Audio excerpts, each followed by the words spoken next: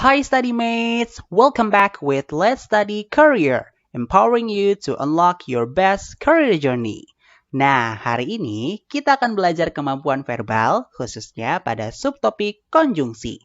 Untuk menghadapi apa? Untuk menghadapi tes potensi akademik atau TPA Bapenas tentunya. Bahan pembelajaran ini dibiayai oleh donatur Let's Study. Sebelum itu, aku mau perkenalan diri dulu nih. Halo Study Mates, perkenalkan nama aku Muhammad Dias Fadli Kusuma atau Study Mates, bisa panggil aku Kak Fadli. Ada beberapa penghargaan yang berhasil aku raih hingga saat ini. Di antaranya yaitu juara 3 Speech Competition tingkat nasional pada tahun 2024, Best Teacher dalam kegiatan bimbingan belajar gratis tahun 2025, berpengalaman menjadi tutor UTBK SNBT untuk subtes PBM, PPU, dan LBI dengan total siswa mencapai 180 lebih siswa. Oke deh, segitu aja perkenalannya. Yuk kita pelajari langkah-langkahnya dan siapkan dirimu untuk masa depan yang lebih gemilang. Pada sesi kali ini, kita akan membahas konsep-konsep yang ada pada subtopik konjungsi. Di antaranya yaitu pengenalan konjungsi, jenis-jenis konjungsi koordinatif, jenis-jenis konjungsi subordinatif, jenis-jenis konjungsi korelatif, dan jenis-jenis konjungsi antar kalimat. Nah, setelah memahami konsepnya, kita juga akan latihan soal supaya kamu semakin percaya diri menghadapi tes sesungguhnya nanti. Yuk, kita mulai saja.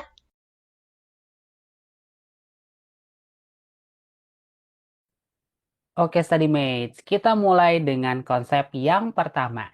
Nah, di sini sebenarnya untuk pengenalan atau pengertian dari preposisi. Dan sebenarnya study mates juga sudah tidak terlalu asing lagi, bukan? Dengan yang namanya preposisi atau biasa disebut dengan kata depan. Jadi di sini aku hanya akan mereview singkat terkait pengertian dari preposisi itu sendiri. Nah, study mates, untuk preposisi atau biasa disebut dengan kata depan, itu adalah kata yang penempatannya ada di depan atau sebelum kata benda, kata sifat, atau jenis kata lainnya. Karena memang ya namanya juga kata depan ya, dia pasti diposisikan berada di depan atau sebelum dari segala jenis kata lainnya. Gitu ya, study mates, untuk pengenalan atau pengertian dari preposisi atau kata depan itu sendiri. Yuk kita lanjut ke salindia berikutnya. Nah, yang selanjutnya ini yaitu adalah konsep terkait fungsi-fungsi dari preposisi. Jadi, preposisi itu tuh punya banyak banget study mates fungsi-fungsinya. Yang pertama yaitu adalah untuk menyatakan tempat atau berlangsungnya sesuatu. Gitu ya. Itu ada preposisi di, pada, dalam, dan juga antara. Gitu. Nah, terus kalau misalkan untuk menyatakan arah asal, ada dari, gitu. Terus untuk menyatakan arah tujuan, itu ada ke, kepada, akan, dan juga terhadap. Gitu. Lalu untuk menyatakan pelaku, itu ada oleh. Terus untuk alat atau cara, itu ada dengan. Terus untuk perbandingan, itu ada daripada. Lalu untuk hal atau masalah itu ada tentang dan juga mengenai. Lalu kalau misalkan untuk menyatakan akibat itu ada hingga dan juga sampai.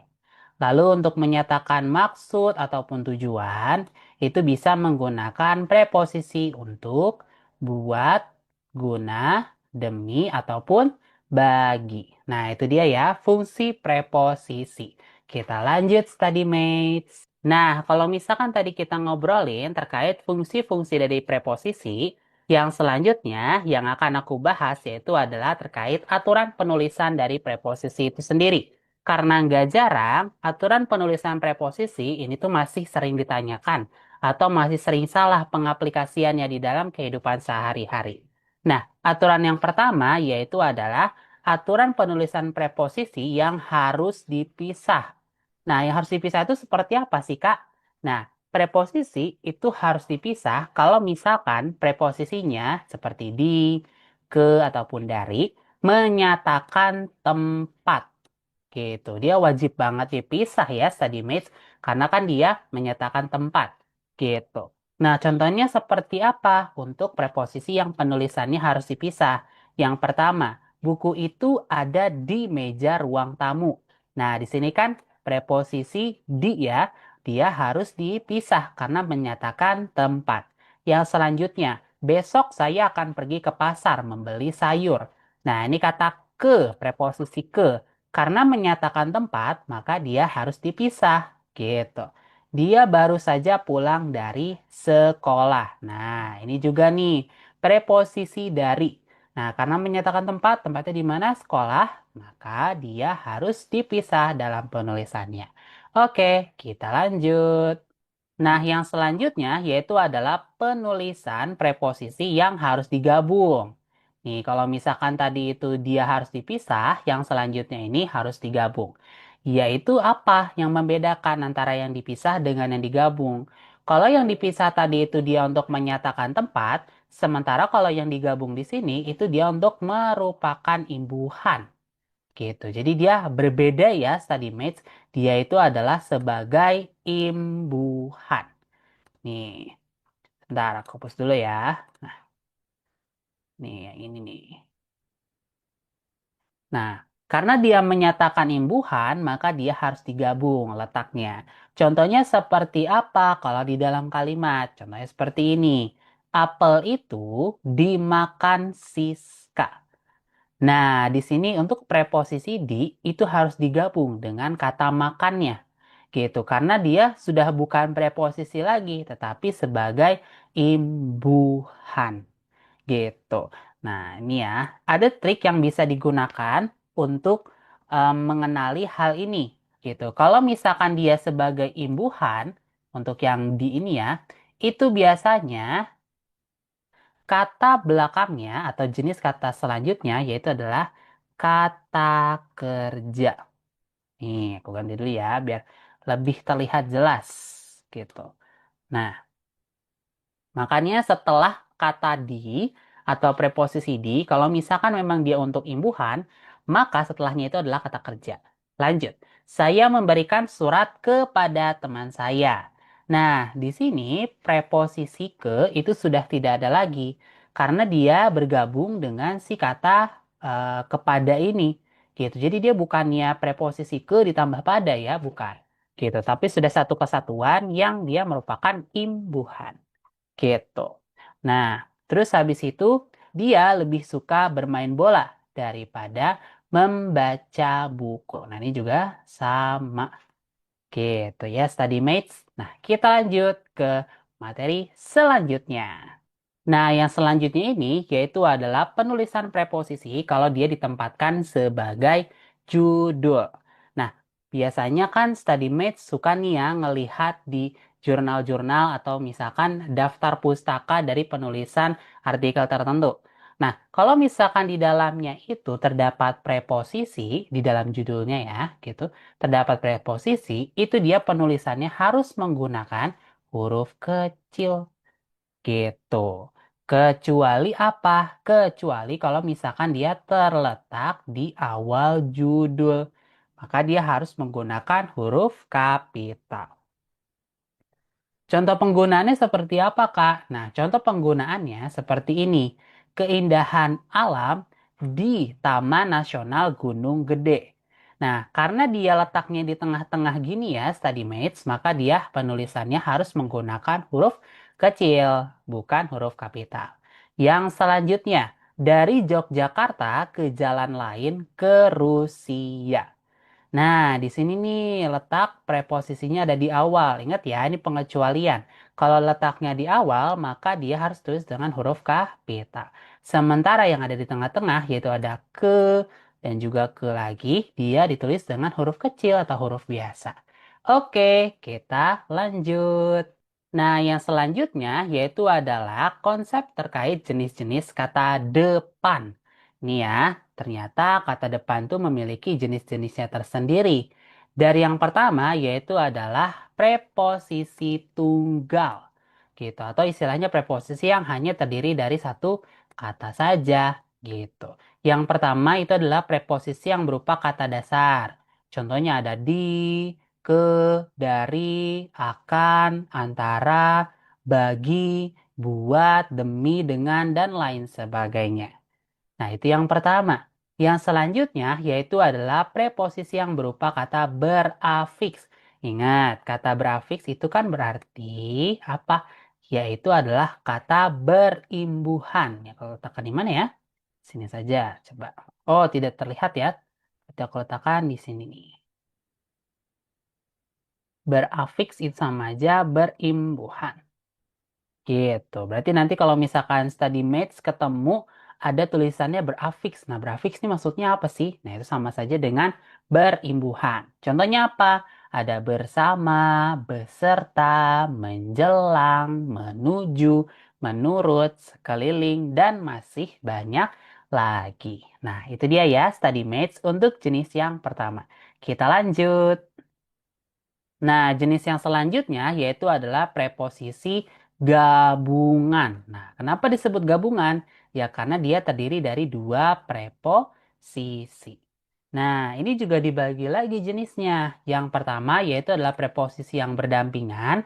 Ada daripada, kepada, oleh karena, oleh sebab, sampai ke, sampai dengan, dan selain dari. Nah, dia ada dua kan ya preposisinya gitu. Seperti ini ada ke dan pada gitu. Ini dari dan juga pada seperti itu. Lanjut untuk yang kedua, preposisi yang berkorelasi. Nah, dia ada pasangannya juga. Cuma yang membedakan, dia akan ada frasa, klausa atau jenis kata lainnya yang mengisi bagian titik-titik ini gitu. Contohnya misalkan antara titik-titik dengan, terus antara titik-titik dan, dari hingga, dari sampai, dari sampai dengan, dari sampai ke, dan masih banyak lagi. Nah, itu dia ya. Untuk jenis-jenis kata depan yang kedua yaitu adalah preposisi gabungan. Yuk kita lanjut. Nah, dari seluruh pengenalan konsep yang sudah aku sampaikan tadi, ada catatan yang harus banget study mates ingat, gitu. Jadi, ada bentuk kata yang hanya dapat berfungsi sebagai preposisi atau kata depan. Tetapi ada juga yang hanya berfungsi sebagai konjungsi atau kata hubung. Tetapi ada juga yang berfungsi sebagai keduanya, yaitu preposisi maupun sebagai konjungsi. Contohnya apa tuh Kak? Yang cuma bisa preposisi, yang cuma bisa konjungsi, atau yang bisa keduanya? Nah, yang bisa preposisi itu ada di, ke, dari, pada. Nah, itu ya. Konjungsi itu ada meskipun, kalau, walaupun, sedangkan, dan lain sebagainya. Lalu untuk preposisi dan konjungsi atau keduanya itu ada karena, sesudah, sejak, dan juga sebelum. Nah itu dia ya study mates catatan yang perlu diingat-ingat.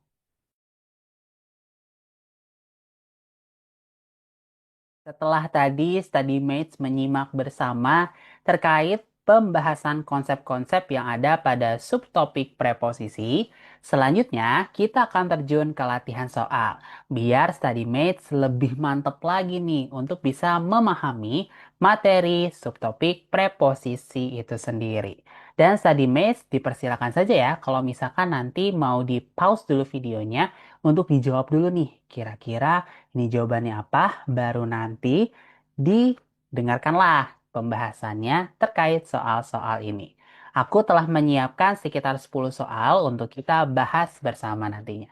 Oke, study mates, yuk kita mulai dari soal nomor yang pertama. Oke, kita mulai dari soal nomor satu ya, study mates. Kita baca terlebih dahulu. Ini tuh soalnya minta apa? Nah, nomor satu, penggunaan kata depan di yang tidak tepat terdapat pada kalimat. Nah, di sini yang ditanyakan itu adalah penggunaan kata depan di. Nah, ingat ya, tadi kan sempat kita bahas terkait penggunaan kata depan yang emang harus dipisah yang menyatakan preposisi dan ada yang digabung untuk menyatakan dia imbuhan. Nah, setelah kita mengetahui bersama terkait soal ini maunya apa, yaitu adalah penggunaan kata depan di yang tidak tepat. Nah, kita lihat nih di pilihan jawabannya. Kita lihat dari pilihan yang A. Layar LED pada perangkat elektronik mengeluarkan apa yang disebut sebagai cahaya biru. Nah, di sini kata disebut.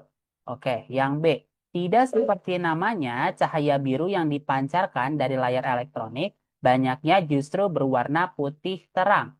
Nih, dipancarkan. Yang C. Namun, perlu kita semua sadari, kebiasaan buruk mengecek ponsel saat bangun tidur sebenarnya dapat berdampak pada otak dan aktivitas kita di sepanjang hari. Di sepanjang. D. Kemudian, studi 2011 yang terbit di Journal of Applied Psychology menemukan cahaya biru menekan hormon melatonin pada otak manusia. Oh, ini di sini ya, D-nya. Nah, studi lain yang terbit tahun 2014 di jurnal Sleep menyebutkan paparan cahaya biru dapat melawan kelelahan sepanjang waktu dan membuat kita terus terjaga. Oke, nah hal yang harus tadi Mates ingat terkait penggunaan kata depan dia, tadi kan aku sampaikan, kalau di, terus dia itu untuk menyatakan selain kerja, maka dia harus dipisah. Seperti tempat, gitu ya, waktu, kayak gitu. Nah, dia harus dipisah.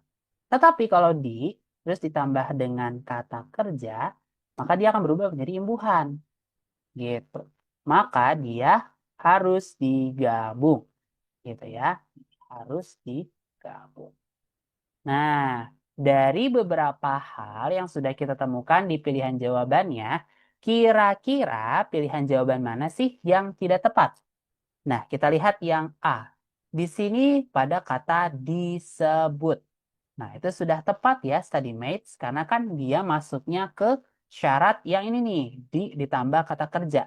Maka dia masuknya ke dalam bentuk imbuhan. Gitu. Jadi dia harus digabung. Berarti ini bukan pilihan jawabannya. Karena kita nyari pilihan yang salah ya. B. Dipancarkan. Nah, sama nih kayak yang A. Dia kan ditambah kata kerja. Maka masuknya ke dalam imbuhan. Maka harus digabung. Dan ini berarti bukan pilihan jawaban yang tepat. Yang C. Di sepanjang. Nah, ini kan dia katanya ditambah kata sepanjang. Nah, seharusnya kata di sepanjang itu tidak ditulis dengan digabung, tetapi dipisah. Karena pada aturannya, untuk menyatakan selain kerja, contoh misalkan tempat atau waktu, dia harus dipisah penulisannya. Nah, berarti udah kelihatan ya, ini untuk yang pilihan C adalah pilihan jawaban yang tepat sebenarnya. Kita lihat dulu deh yang D sama E. Di sini dia untuk menyatakan di dan juga di. Nah, dia menyatakan tempat nih sebenarnya di jurnal Sleep. Nah, ini sudah berarti bukan pilihan jawaban yang tepat karena penggunaannya malah betul ya. Kan kita diminta mencari yang salah. Oleh karena itu, pilihan jawaban yang tepat untuk soal nomor 1 itu ada di pilihan jawaban yang C di sini ya. Oke, sip. Kita lanjut ke soal berikutnya. Nah, ini dia ya study mates untuk soal nomor 2. Kita baca terlebih dahulu soalnya itu mau apa. Kalimat yang penulisannya tidak sesuai dengan kaidah kebahasaan adalah, katanya diminta mencari kalimat yang tidak sesuai. Oke, sekarang kita lihat ke salin dia berikutnya untuk pembahasannya. Tadi kita telah mengetahui kalau soalnya itu tuh meminta yang mana sih kalimat yang penulisannya itu tidak sesuai dengan kaidah kebahasaan. Nah, biasanya kalau yang seperti ini, coba lihat terlebih dahulu preposisinya atau kata depannya.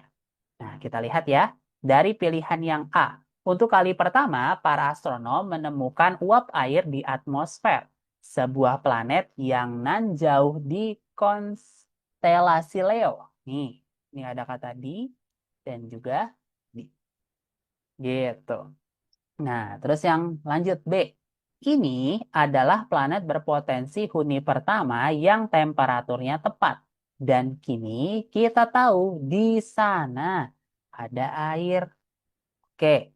C. Temuan yang telah dipublikasikan dalam jurnal Nature Astronomy ini membuat planet bernama K218b yang berada di zona layak huni Goldilocks tersebut menjadi kandidat terkuat dalam upaya pencarian kehidupan alien.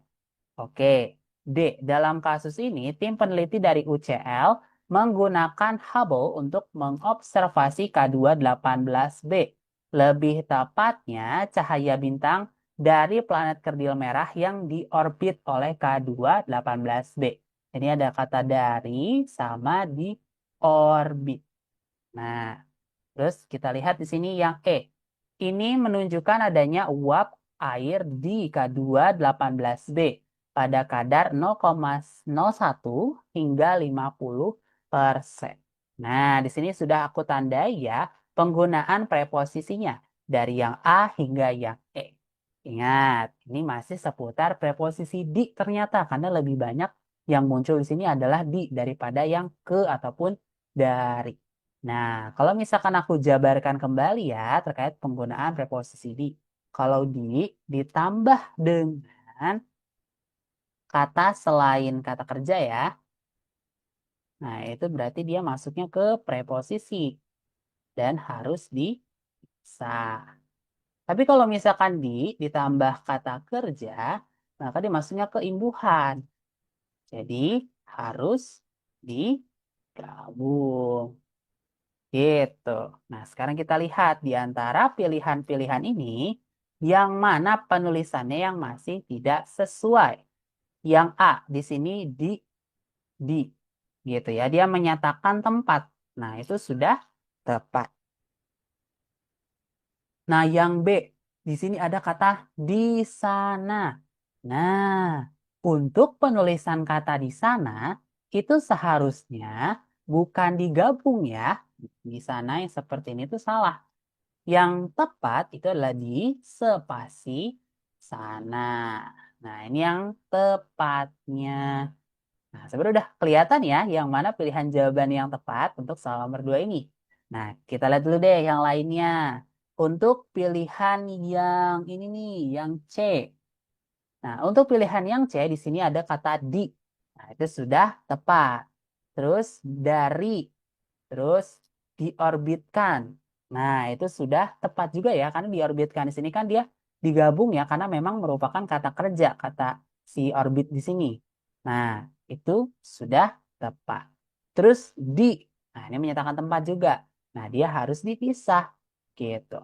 Berarti sudah tepat. Oleh karena itu, pilihan jawaban yang tepat untuk soal nomor 2 itu ada di pilihan jawaban yang B.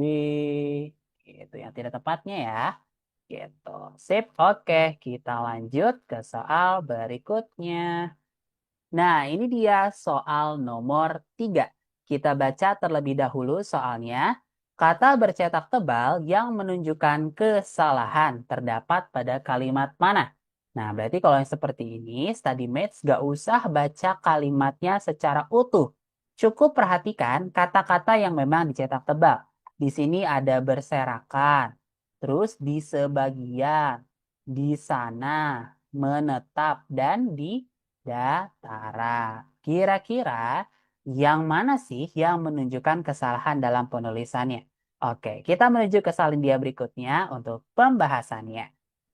Nah, study mates, tadi kan sudah aku sampaikan cukup fokus ke kata-kata yang dicetak tebal ya. Karena memang di dalam soalnya ini kita diminta untuk fokus ke kata-kata yang bercetak tebal dan amati. Yang mana pada kata-kata bercetak tebal itu yang memang memiliki kesalahan dalam penulisannya. Oke, sekarang aku akan buat seperti ini. Nah, kita mulai dari kata yang pertama, yaitu kata berserakan. Nah, ini penulisannya sudah tepat ya. Justru malah akan salah kalau misalkan dia dipisah. Jadi berspasi serakan. Nah, itu salah. Lanjut. Di sebagian. Nih. Ingat ya, tadi aturannya kalau misalkan ditambah yang bukan kata kerja, maka ingat harus dipisah dia. Nih, maka seharusnya dia menjadi di sebagian. Gitu. Jadi bukannya digabung ya, study mates. Nah, sebenarnya udah kelihatan nih, tapi kita lihat juga deh yang lain. Nah, di sini itu ada kata di sana. Nah, ini dia sudah tepat ya, karena memang penulisannya dia untuk yang menunjukkan tempat. Gitu, berarti dia sudah tepat, dia harus dipisah. Terus, menetap juga sudah tepat. Ya. Terus yang terakhir itu ada di dataran. Ini juga sudah tepat, karena memang dia menyatakan tempat ya, bukannya yang diikuti dengan kata kerja. Oleh karena itu, pilihan jawaban yang tepat untuk soal nomor 3 ini ada di yang kalimat berapa? Yaitu di kalimat nomor 3, yaitu yang B ya. Nih, karena memang dia kan yang diminta adalah menunjukkan kesalahan penulisan ya. Nah, berarti yang salah itu ada di mana? Kalimat 3. Oke, kita lanjut ke soal berikutnya. Oke, study mates. Kita lanjut ke soal nomor 4. Nah, kita perhatikan terlebih dahulu ya. Ini soalnya meminta apa? Nah, di sini kita lihat bersama nomor 4 itu menanyakan perbaikan kalimat 1 dapat diperbaiki dengan. Nah, berarti kita diminta hanya fokus ke kalimat 1 saja nih ya, study mates. Nah, oleh karena itu berarti kita cukup lihat sih kalimat 1 ini. Karena ternyata di dalam kalimat 1 ini terdapat ketidaktepatan gitu ya dalam penulisan si preposisi itu sendiri. Yuk kita lanjut ke salin dia berikutnya untuk masuk ke pembahasannya. Nah, ini dia ya study mates. Tadi sudah disampaikan di dalam soalnya kalau misalkan kita cukup memperbaiki si kalimat 1 aja. Kebetulan aku sudah memisahkan antara kalimat 1 dengan kalimat-kalimat yang lainnya. Sehingga kita tidak perlulah melihat si kalimat lainnya. Oke, ini dia untuk kalimat 1. Kita diminta memperbaiki apa yang belum tepat di kalimat 1 ini. Nah, karena kebetulan ini adalah pembahasannya terkait preposisi, maka sekarang kita lihat di kalimat 1 ini penulisan preposisi mana yang sekiranya masih belum tepat. Kita lihat dulu di sini, yang pertama ada kata dibangun. Nah, dibangun. Terus habis itu ada kata di dataran. Terus habis itu ada kata di negara. Nah, untuk preposisi yang digunakan pada nomor 4 ini, itu kebanyakan pakai di ya, study mates. Oleh karena itu, aku akan sampaikan kembali terkait aturan preposisi di ini. Kalau misalkan preposisi di ditambah dengan kata kerja, maka dia akan menjadi imbuhan. Dan penulisannya harus digabung. Tetapi kalau misalkan ditambah dengan kata selain kerja, maksudnya selain kata kerja ya, itu disebut sebagai preposisi karena biasanya dia akan menunjukkan tempat, terus waktu, gitu ya. Dan penulisannya harus dipisah. Nah, sekarang kita tinggal lihat nih dari kata-kata yang sudah aku garis bawahi ini, yaitu yang pertama kata dibangun. Nah, untuk kata dibangun di sini, itu kan dia preposisi di ditambah kata kerja bangun. Nah, itu penulisannya sudah tepat ya, karena dia merupakan bentuk imbuhan, jadi harus digabung. Itu sudah tepat. Selanjutnya, di dataran. Nah, di dataran. Lihat, kata dataran di sini itu kan dia bermakna tempat ya. Dia termasuk salah satu jenis penunjuk tempat. Dan kata di sini itu tuh dia menunjukkan bahwasanya dia itu sebagai preposisi yang menunjukkan tempat. Oleh karena itu, sudah seharusnya kata di dataran di sini itu ditulis dengan dipisah, bukannya digabung. Seperti itu study mates. Sebenarnya di sini sudah kita bisa ketahui ya titik kesalahannya ada di mana. Nah, selanjutnya coba kita lihat dulu yang terakhir, yaitu ada kata di negara. Nah, di sini penulisan di negara sudah tepat ya, study mates, karena dia menunjukkan tempat, jadi preposisi di dengan kata yang selanjutnya, yaitu kata negara, memang harus pisah. Oleh karena itu sudah terlihat nih pilihan jawaban yang tepat itu ada di mana, yaitu ada di pilihan jawaban yang C. Pada kata di dataran yang digabung gitu ya, seharusnya ditulis di spasi dataran. Oke, study mates, yuk kita terjun ke soal berikutnya. Oke, study mates, ini dia untuk soal nomor 5. Nah, di sini seperti soal sebelumnya, ternyata kita diminta apa nih? Terdapat kesalahan pada kata yang ditebalkan. Oke, berarti kita diminta untuk fokus ke kata yang memang ditebalkan. Gitu, berarti kita tidak perlu melihat kata yang lainnya. Oke, di sini ternyata ada kata terdampak, ada kata berpotensi, lalu ada kata kesiapan, lalu ada kata mengatakan, lalu ada kata hidrometeorologi. Oke, sekarang kita menuju ke salindia berikutnya untuk kita bahas. Oke, ini dia ya study mates dan di sini aku juga sudah menebalkan untuk soalnya ya yang dimintakan ini ya kesalahan pada kata yang ditebalkan. Yaitu tadi ada kata terdampak, ada kata berpotensi, lalu kesiapan, lalu ada kata mengatakan, lalu ada kata hidrometeorologi. Nah, karena kita hanya berfokus kepada kata yang digarisbawahi atau dicetak. Nah, karena kita hanya berfokus kepada kata yang ditebalkan, berarti kita cukup fokus ke sana ya. Nah, lanjut, aku akan kaji satu per satu. Kita lihat ya kata terdampak. Nih, ini dia penulisannya sudah tepat. Gitu. Ya, jadi dia tidak perlu nih, misalkan dipisah gitu, spasi dampak tidak. Ini sudah tepat. Berpotensi. Ini juga sudah tepat. Gitu. Jadi tidak perlu ada yang diubah. Kesiapan. Nah, di sini ada kata kesiapan. Ke spasi siapan. Nah, ini penulisannya belum tepat. Karena seharusnya kata kesiapan itu tuh ditulis menjadi kesiapan. Dengan kata lain digabung ya. Kenapa digabung? Karena kata ke di sini itu bukan bermakna menuju ke suatu tempat. Karena kalau misalkan kata ke itu dia ditujukan untuk menyatakan ke suatu tempat, barulah dia dipisah. Sementara di sini itu kan dia masuknya ke dalam bentuk imbuhan. Gitu, maka dia harus digabung. Lanjut, mengatakan juga sudah tepat. Terus habis itu yang terakhir hidrometeorologi juga sudah tepat. Oke. Sip, berarti yang salah itu ternyata ada nih, yaitu pada kata kesiapan. Berarti pilihan jawaban yang tepat untuk soal nomor 5 itu ternyata ada pada kalimat ketiga. Itu di sini, pilihan jawaban yang C. Ya, oke, sip.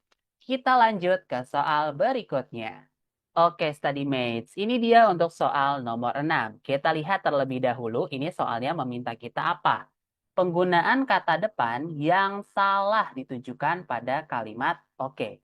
Ini termasuk salah satu bentuk soal yang dia itu nggak ada kata bercetak tebalnya atau indikator yang memudahkan kita. Nah, tapi aku ada satu cara untuk bisa mengetahui di mana titik kesalahannya. Study mates cukup fokus ke kalimat-kalimat ini. Ada kalimat 4, kalimat 5, 6, 7, dan 8. Nah, berarti kalau misalkan ini kita lihat nih 4, 5, 6, 7, 8. Udah. Berarti kalimat 1 sampai kalimat 3 ini tidak perlu ya. Tidak perlu kita perhatikan. Gitu. Berarti sekarang kita cukup perhatikan 4, 5, 6, 7, 8. Oke, sekarang kita lihat. 4. Badan Meteorologi, Klimatologi, dan Geofisika mengatakan saat ini sebagian besar wilayah Indonesia sedang mengalami puncak musim panas. Oke, di sini untuk kata depannya tidak terlihat ya ada di mananya. Gitu. Berarti yang 4 kita lewati. 5. Beberapa faktor menyebabkan intensitas hujan mengarah ke level ekstrim dan itu bisa memicu bencana hidrometeorologi seperti banjir, banjir bandang, dan longsor. Oke, ternyata ada nih di kalimat 5. Kalimat 6. Badan Nasional Penanggulangan Bencana atau BNPB mengatakan Kota Makassar, Sulawesi Selatan saat ini hampir terkepung oleh banjir, longsor, dan cuaca ekstrim. Nah, di sini ada kata oleh. Lanjut. Yang 7. Di Kecamatan Manggala, ketinggian banjir mencapai 2,5 meter. 8. BMKG menyatakan saat ini sebagian besar wilayah Indonesia sedang dalam periode puncak musim hujan dan berpotensi dilanda hujan lebat hingga sangat lebat selama periode libur Natal dan Tahun Baru 2023, yaitu sejak 25 Desember 2022 hingga 1 Januari 2023. Oke, itu dia ya. Udah kelihatan nih yang mana-mana saja yang merupakan kata depan. Yuk kita menuju salin dia selanjutnya untuk ke pembahasannya. Oke, setelah tadi kita lihat ya, sebenarnya ada salah satu penggunaan kata depan yang salah. Yang sebenarnya sudah study mates ketahui nih. Yaitu pada kalimat 5. Pada kata ke level.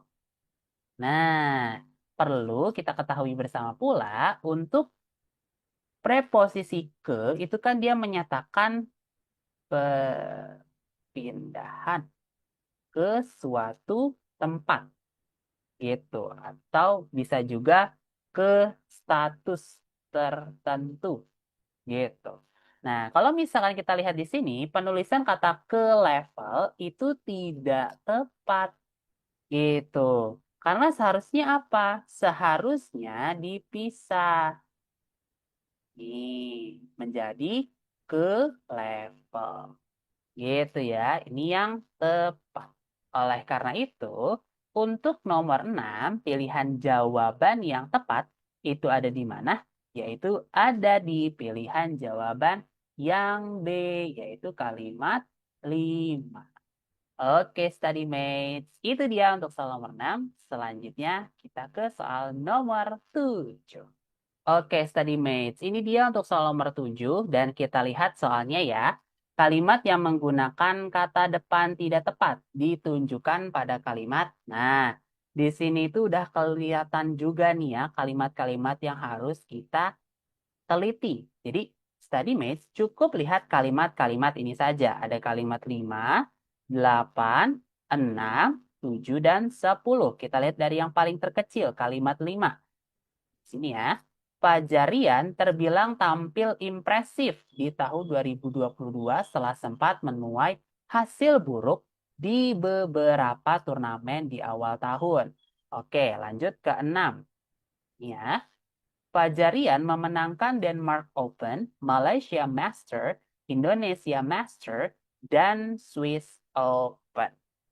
Oke, lanjut ke 7. Selain itu, Fajarian juga jadi runner-up di beberapa turnamen seperti Korea Open, Thailand Open, Malaysia Open, dan Singapore Open. Lanjut ke 8. Fajarian juga mampu merebut medali perunggu di kejuaraan dunia 2022. Oke, lanjut yang terakhir ya. 10 itu ada di sini. Kenaikan peringkat juga dialami oleh Muhammad Ahsan Hendra Setiawan. Oke, itu dia ya study mates untuk kata depan yang digunakan pada kalimat-kalimat tersebut yang disebutkan pada pilihan jawabannya. Sekarang kita menuju ke salin dia berikutnya untuk pembahasannya. Oke, study mates. Ini dia ya, kita masuk ke sesi pembahasannya. Sebenarnya, kalau misalkan study mates perhatikan tadi, ada salah satu kalimat yang dia itu penulisannya kurang tepat untuk kata depannya. Kita lihat ada di mana nih? Ada di kalimat 10, study mates. Di sini ya, sampai sini. Kata apa yang penulisannya salah? yaitu ini, dialami. Nah, aku ulang-ulang kembali ya. Sebagaimana yang kita ketahui, jika ditambah dengan kata kerja, seharusnya penulisannya digabung ya. Gitu. Lain halnya kalau ditambah kata selain kata kerja, maka dipisah. Gitu. Berarti untuk kata dialami, itu seharusnya menjadi dialami. Gitu. Digabung. Nah, berarti bukan dipisah. Gitu ya. Nah, berarti kita sudah mengetahui nih pilihan jawaban yang tepat itu ada di mana. Ya, betul sekali. Pilihan jawaban yang tepat itu ada di pilihan jawaban yang E, kalimat 10. Oke, itu dia ya study mates untuk soal nomor 7. Selanjutnya kita ke soal nomor 8. Oke, study mates. Ini dia untuk soal nomor 8. Kita lihat terlebih dahulu soalnya itu meminta apa. Di antara kata yang bercetak tebal dalam teks, kata yang terdapat kesalahan. Oke, ini ya. Bercetak tebal dan dapat kesalahan. Nah, kita lihat saja untuk kata-kata yang bercetak tebal nih ya, study mates. Tidak perlu kita lihat ke yang lainnya. Di sini ada kata peringkat, terus ada kata keposisi, lalu ada kata sedangkan, lalu ada kata di awal, lalu ada kata di peringkat. Oke, nah sekarang kita menuju salin dia berikutnya untuk kita analisis nih. Ini penulisan kata depannya yang mana sih yang masih kurang tepat. Oke, study mate. Setelah kita memahami tadi soalnya minta apa, yaitu adalah kata yang bercetak tebal. Terus habis itu ada kesalahan. Nah, berarti kita cukup fokus ke kata peringkat, ke posisi, sedangkan, di awal, sama di peringkat. Nah, sekarang aku akan jabarkan di sini. Kata peringkat, ini dia sudah tepat ya.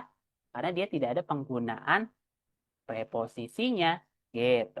Lanjut ke posisi. Nah, di sini ada penggunaan preposisi ke ya. Untuk menyatakan perpindahan atau menyatakan kepindahan dari suatu tempat atau ke status tertentu gitu ya. Maka dia itu harus ditulis terpisah.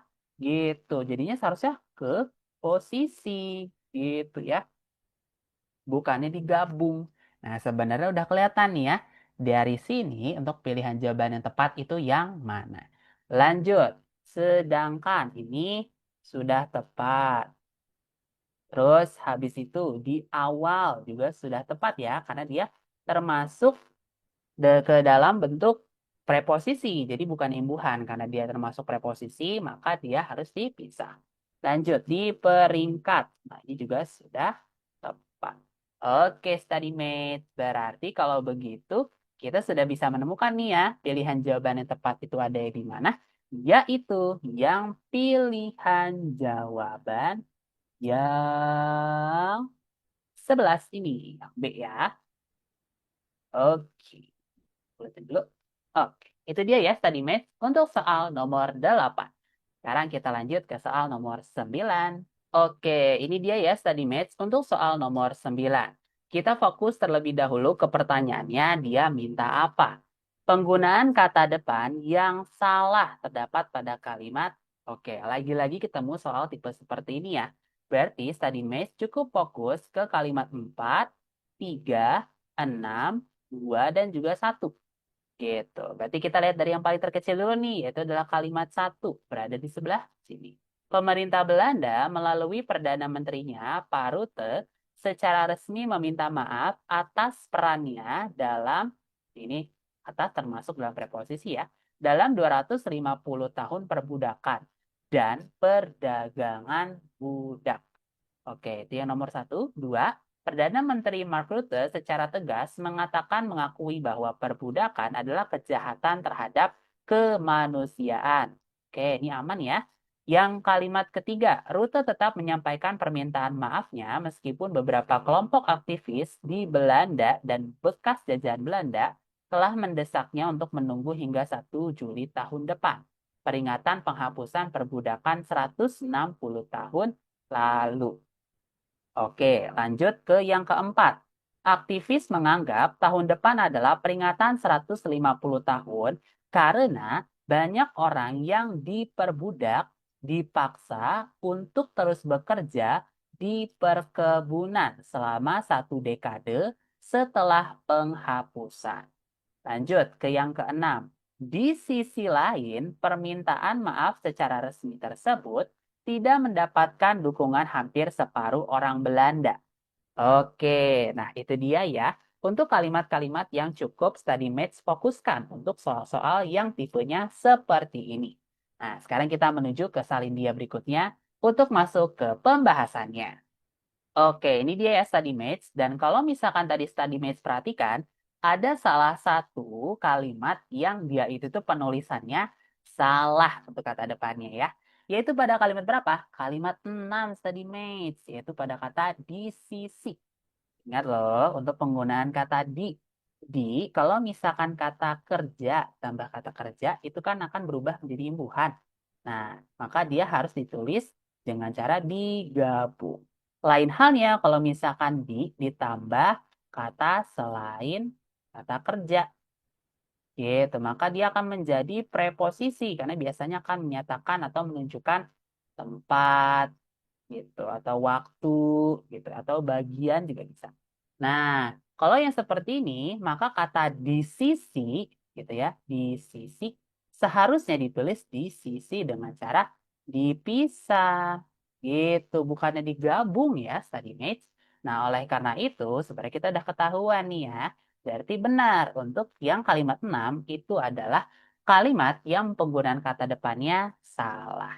Oleh karena itu, pilihan jawaban yang tepat untuk nomor 9 yaitu ada di pilihan jawaban yang ini, C. Nomor 6. Oke, sip. Kita lanjut ke soal nomor terakhir, yaitu ada di nomor 10. Oke, ini dia ya study mates untuk soal nomor 10. Lagi-lagi kita ketemu soal yang sebenarnya kita tinggal lihat di kalimatnya ya. Karena soalnya ini diminta seperti ini, penggunaan kata depan yang tidak tepat ditunjukkan pada kalimat. Di sini ada kalimat 6, terus 7, 8, 9, dan 10 berurutan nih. Nah, sekarang kita tinggal lihat dari kalimat yang paling terkecil gitu ya urutannya. Yang kalimat 6. Raja dan permaisuri akan berada di Balmoral malam ini dan akan kembali ke London besok. Seperti biasa, para pejabat membawa pemberitahuan yang mengonfirmasi kematian Ratu Elizabeth II ke gerbang Istana Buckingham. Ribuan masyarakat yang berkerumun di sekitar istana Buckingham sontak terkejut dan menangis. Oke, ia meninggal dengan tenang di Balmoral pada Kamis sore 2 hari setelah melakukan tugas konstitusional publik terakhirnya.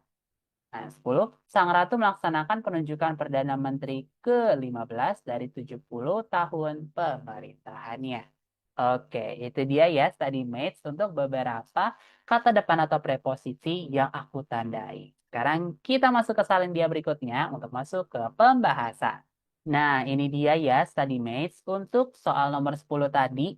Dan kalau misalkan tadi study mates perhatikan, ada salah satu penggunaan kata depan yang tidak tepat. Kira-kira ada di kalimat mana? Ya, di kalimat 8 tadi match pada kata di sekitar. Ingat loh, tadi penggunaan di. Kalau misalkan kata di ditambah kata kerja, maka dia akan menjadi kata yang berimbuhan. Itu, maka dia harus ditulis digabung. Lain hal ya, kalau misalkan di ditambah kata lain kata kerja, maka menjadi preposisi. Gitu. Maka dia harus dipisah. Nah, pada kata di sekitar, kan dia itu menyatakan tempat ya.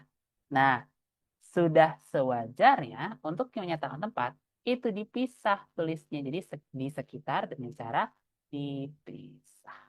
Gitu.